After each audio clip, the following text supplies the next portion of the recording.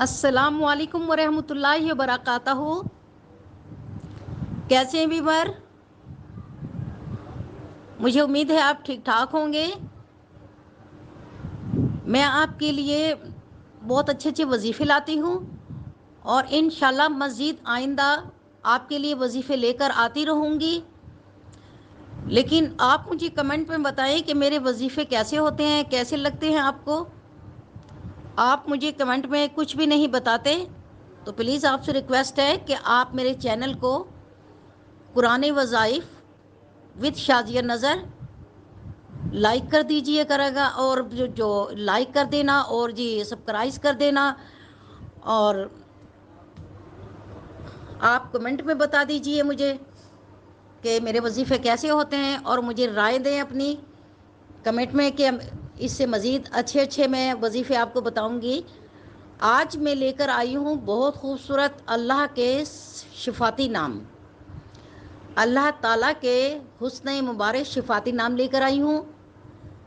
सिर्फ़ ये 3 नाम है, और जब भी आपको पैसों की ज़रूरत पड़े उसी वक्त आपने असर की नमाज़ पढ़नी है और जाए नमाज पर बैठे रहना है, और मगरिब तक आपने जाए नमाज से नहीं उठना है, और आपने 1000 पढ़ना है, या अल्लाहु या रहमानु या रहीमु, या अल्लाहु या रहमानु या रहीमु।